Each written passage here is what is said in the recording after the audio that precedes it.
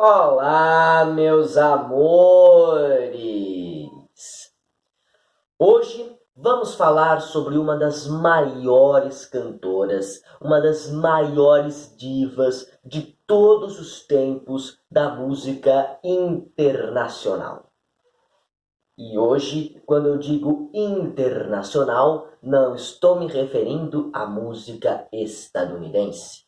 Embora a nossa cantora de hoje tenha sim feito sucesso nos Estados Unidos e no mundo todo. Mas hoje, quando eu digo internacional, estou me referindo à música francesa. E quando eu dou este pequeno detalhe para vocês, talvez alguns aqui já tenham deduzido que eu só poderia estar falando de Edith Piaf, cujo nome verdadeiro era Edith Giovanna Gassion e que nasceu no dia 19 de dezembro de 1915 na cidade de Paris, na França. A vida de Edith Piaf, desde o começo, infelizmente, sempre foi marcada por tragédias, por desgraças, uma seguida da outra, desde sua mais tenra infância. Para começar, logo que nasceu, sua mãe a abandonou, largou a filha, largou a família, porque tinha o sonho de ser cantora. Então, ela deixou tudo para trás para correr atrás deste sonho. O pai de Edith Piaf era artista de circo, era acrobata e, portanto, também abandonou a filha, abandonou a família para continuar viajando com o circo, aparecendo somente de tempos em tempos. Durante os seus primeiros anos de vida, Edith Piaf foi criada por sua avó materna, ou seja, pela mãe de sua mãe. Mas adivinhem só, a velha batia na coitada da Edith. A pobre Edith Giovanna Gassion sofria violência doméstica praticada por sua avó materna em seus primeiros anos de vida. Em uma das vezes que seu pai retornou a Paris com o circo, ele acabou descobrindo isso e imediatamente tirou a menina das mãos da avó materna. Passou-a, então, para as mãos da avó paterna. Ou seja, o pai de Edith Piaf passou sua filha para as mãos de sua própria mãe, certo? A mãe do pai de Edith Piaf. Embora ela não sofresse violência doméstica nas mãos de sua avó paterna, devo confessar que o ambiente no qual a velha vivia também não era dos mais ideais para se criar uma criança, porque a avó paterna de Edith Piaf ganhava a vida administrando um bordel. De modo que, durante toda a sua infância e começo de adolescência, Edith Piaf conviveu ali, nas ruas de Paris, no bordel de sua avó, com as prostitutas, com os clientes sórdidos que frequentavam aquela casa, passando por todo tipo de vileza, por todo tipo de maldade, passando fome, passando frio, passando necessidade, enfim. Foi uma infância muito difícil para a pequena Edith Giovanna Gassion. Pouco a pouco, ao longo de sua vida, ela foi deixando este período inicial de dificuldades provocadas pela condição da miséria e foi galgando os degraus do sucesso. Mas mesmo assim, quando ela chegou lá, todas aquelas iniquidades que ela havia sofrido num período tão vulnerável de sua vida quanto a infância, jamais abandonaríamos seu psicológico, a sua memória.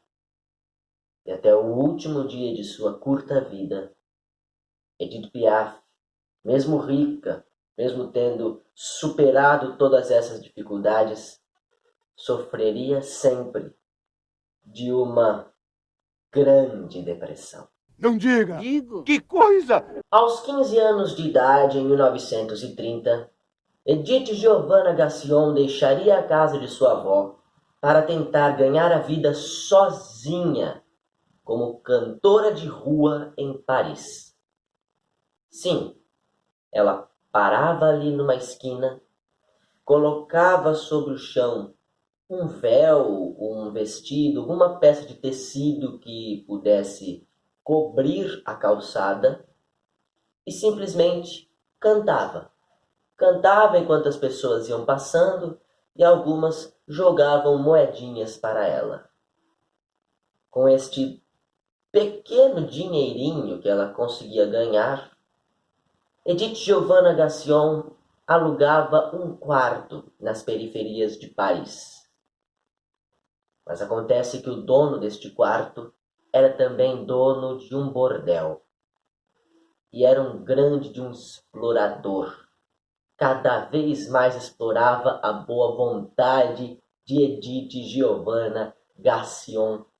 Cobrava preços cada vez mais absurdos, taxas sem fundamento nenhum, e sempre ameaçava: se você não conseguir me pagar este mês, você vai ter que trabalhar no meu bordel para suprir o dinheiro que está faltando, hein? Ou seja, além de sofrer com as condições de miséria, com as péssimas condições de moradia e de trabalho que ela já enfrentava, Edith Giovanna Gassion sofria também com as pressões psicológicas do cara que alugava um quarto para ela. Em dado momento, ela passou até mesmo a cantar no próprio estabelecimento do dono do bordel. Mas apenas cantar. Edith Piaf nunca em toda a sua vida trabalhou como prostituta. Foi nesta época em que ela cantava no bordel desse cara que Edith Piaf começou a beber, a adquirir o seu vício pela bebida. E aos 16 anos de idade, em 1931, acabou engravidando de um entregador que fornecia mercadorias alimentícias para o bar do bordel.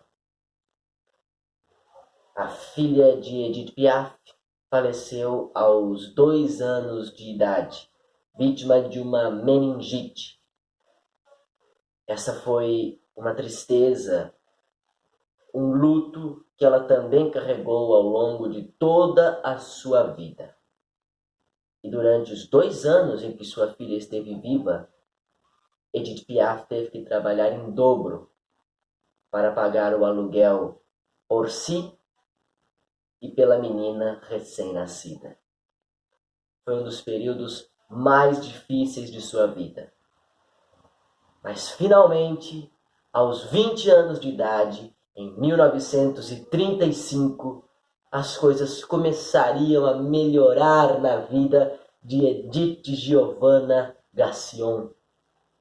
Cantando nas ruas de Paris, ela seria descoberta por um bom homem chamado Louis Leplé, que era dono de um cabaré em Paris chamado La Jarnie. Ele ficou encantado com o talento de Edith Piaf e chamou-a para cantar no seu estabelecimento. A estreia de Edith Piaf cantando nos palcos de um digno cabaré parisiense aconteceu em 1935 e foi aplaudida por inúmeras celebridades que frequentavam o local. Foi Louis Leplé que deu para Edith Piaf o apelido de Piaf. Sim, ele sempre a introduzia da seguinte maneira quando ia apresentá-la em seu estabelecimento. Senhoras e senhores, e agora com vocês, Edith Giovanna Gassion, Le Môme Piaf de Paris. Ou seja, o pequeno pardal de Paris. Piaf é pardal em francês, e a nossa cantora ganhou este apelido devido ao seu aspecto físico franzino. Mas nada dura por tanto tempo assim na vida de Edith Piaf, não é mesmo? Tudo parecia bem. Em 1936, ela chegou até mesmo a gravar o seu primeiro disco. A primeira música que Edith Piaf gravou chamava-se Le Môme de la Cloche, ou seja, As Pequenas das Ruas, e falava justamente sobre prostituição, algo que esteve sempre tão presente em sua vida. Tudo ia bem até que Louis Leplé foi assassinado dentro de seu próprio cabaré. E Edith Piaf despontava como uma das suspeitas. Claro que ela era inocente. Depois, com a investigação criminal, descobriu-se que Louis Leplé havia sido assassinado pela gangue que traficava drogas ilícitas para que ele comercializasse em seu cabaré. Edith Piaf não tinha nada a ver com isso, mas a imprensa martelava em cima da pobre coitada, e isso quase acabou com a sua carreira musical. O fim da carreira de Edith Piaf só não aconteceu porque um dos clientes daquele cabaré, que sempre assistia às apresentações da cantora e a achava incrivelmente talentosa, decidiu estender-lhe a mão neste momento de mais uma dificuldade. O nome deste cliente era Raymond Assou, que se tornou o novo protetor de Edith Giovanna Gassion. Foi ele quem transformou o nome dela de Edith Giovanna Gassion para o nome artístico de Edith Piaf. Aí vocês vão me perguntar, mas Emílio, não foi o Louis Leplé? Não. Louis Leplé deu o apelido de Le Môme Piaf, o pequeno pardal, para ela. Mas o nome de cantora ainda continuava sendo Edith Giovanna Gassion, por vezes seguido pela alcunha o pequeno pardal, Le Môme Piaf. Quem de fato transformou o nome artístico de Edith Giovanna Gassion para Edith Piaf foi Raymond Assou, que também ensinou a cantora a se portar no palco. Uma das principais características de Edith Piaf cantando é a grande teatralidade de suas mãos durante a interpretação. Esta foi uma ideia de Raymond Assou. O figurino todo preto com batom vermelho também foi uma ideia de Raymond Assou. Foi ele quem pouco a pouco foi moldando a imagem que a artista passaria para o mundo todo quando fizesse sucesso internacional. Esta mudança de nome ajudou a cantora a escapar das perseguições da imprensa pelo assassinato de Louis Leplé. A imprensa falava em Edith Giovanna Gassion, mas ela se despontava como Edith Piaf. Era como se fossem duas pessoas diferentes. Uma suspeita de um crime, a outra uma incrível cantora. Pouco a pouco, todo mundo se esqueceu da suposta criminosa e acabou lembrando eternamente de Edith Piaf como uma das maiores cantoras da França e do mundo. Foi naquele mesmo ano de 1936 que Edith Piaf viria a gravar uma canção composta pelo próprio Raymond Assou e que se tornaria o seu primeiro sucesso comercial enquanto venda de discos. Esta canção é justamente a nossa música de hoje, intitulada Mon Légionnaire, ou, em português, Meu Legionário. Vocês sabem o que é um legionário? É uma pessoa, não é? Um homem, normalmente, que participa de uma legião. No caso da canção, uma legião militar. Nossa música de hoje vai contar a história de um soldado que conhece a eu lírico da canção, tem uma noite de amor com ela, depois vai para o campo de batalha e morre. É uma canção muito triste, na qual a eu lírico descreve detalhadamente os seus cabelos, os seus olhos, a sua doçura ao tratá-la dentro e fora da cama, e a tristeza que ela sente quando descobre a morte dele num deserto, num campo de batalha, sobre a areia, que entra nos seus olhos azuis, que esfarela os seus cabelos loiros e faz com que ela tenha vontade de chorar, chorar e se descabelar. Enfim, é uma música que, na voz triste, melancólica de Edith Piaf, atinge uma dimensão que nenhuma outra cantora jamais poderia atingir na face da terra. Tá boca, mãe! Eu vou deixar aí embaixo na descrição do vídeo essa gravação original de Edith Piaf da canção Mon Légionnaire de 1936. Vou deixar também uma aparição ao vivo da cantora interpretando nossa música de hoje num programa de televisão, já há muitos anos depois do lançamento desta música em disco. Mas eu sou obrigado a confessar para vocês que, embora tenha sido Piaf a artista que de fato fez sucesso com esta música, não foi ela a primeira a gravá-la. Não. Esta canção, que na verdade é uma parceria de Raymond Assor, responsável pela letra, com a compositora Marguerite Monod, responsável pela melodia, foi gravada pela primeira vez por uma cantora chamada Marie Dubas, também naquele mesmo ano de 1936. Eu vou deixar aí embaixo na descrição do vídeo também esta gravação original de Marie Dubas, que não fez sucesso. E da mesma forma, vou deixar uma aparição ao vivo da cantora interpretando Mon Légionnaire. Ok. Bem, nos anos 40, a carreira de Edith Piaf atingiria o ápice do sucesso. Ela estrearia como atriz nos palcos do teatro, nas telas do cinema, tendo uma crítica muito favorável.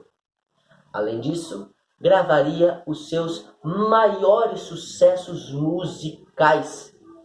La Vie en Rose, que é a sua música mais famosa no mundo inteiro e que tem uma versão bastante conhecida em inglês, além de uma interpretação belíssima de Louis Armstrong. Gravaria também Hymne à l'amour, que é uma de suas músicas mais lindas, a mais linda na minha opinião, e que tem uma versão fenomenal em língua portuguesa, o Hino ao Amor, interpretado pela também saudosa Maísa Matarazzo. Nos anos 50, ela faria suas melhores apresentações ao vivo nos palcos do Teatro Olímpia de Paris e do Carnegie Hall de Nova York. Nos anos 60, ela gravaria a música que resumiria todas as tragédias de sua vida. Non, je ne regrette rien.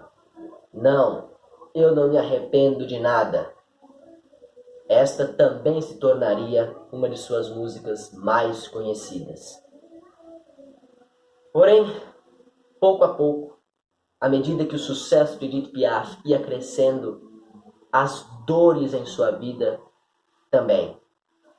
Já nos anos 40, aos 30 e poucos anos de idade, a cantora começaria a sofrer com a doença de reumatismo, que a fragilizaria cada vez mais e mais, até que em seus últimos anos de vida, já à base de morfina, ela seria ceifada de nós em 1963, vítima de um câncer de fígado, que obviamente foi muito pior do que poderia ter sido graças à doença reumática.